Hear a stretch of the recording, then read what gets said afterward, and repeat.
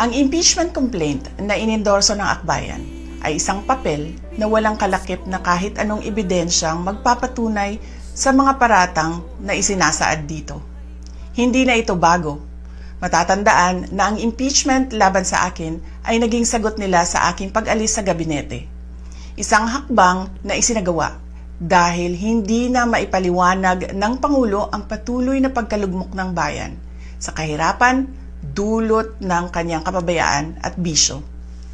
Noong 19th Congress, binuksan pa nila ang isang Investigation in Aid of Legislation, hindi upang lumikha ng batas, kundi upang magsagawa ng isang malinaw na fishing expedition para sa planadong impeachment laban sa akin. Paulit-ulit nilang ibinandera ang isyung Mary Grace Piatos bilang umano'y bahid ng katiwalian. Kahit na sa kabila ng lahat ng investigasyon ay wala silang naipakitang kahit isang direktang paglabag sa paggamit ng confidential funds. Sumunod na dito ang bentahan ng mga pirma para sa impeachment at ang mga tinaguriang for later release projects na ipinangako umano sa ilang miyembro ng Kamara upang itulang ang impeachment laban sa akin. Mga pangyayaring mismong inamin na ng ilang mambabatas sa kanilang mga naging pahayag.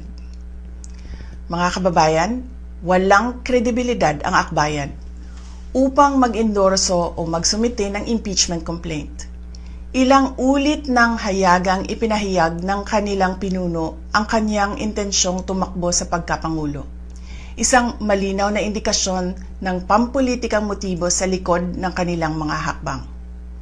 Huwag nating kalimutan ang makasaysayang talumpati noong Agosto 2024 ni Risa Ontiveros, kung saan malinaw niyang inilahad ang tunay na motibo ng akbayan bilang isang grupo.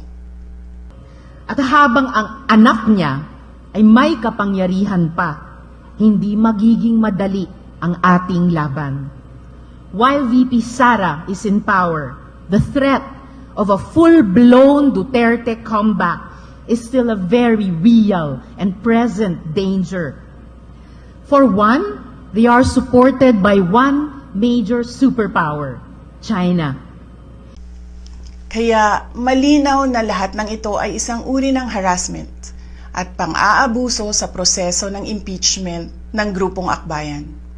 Hindi malinaw kung ano ang ipinaglalaban nila para sa kaayusan ng bayan, pero napakalinaw ng kanilang pamumulitika at pagpapahirap sa usaping diplomasya ng ating bansa. Sa huli, ang tunay na laban ay hindi lamang laban ng iisang tao o iisang grupo.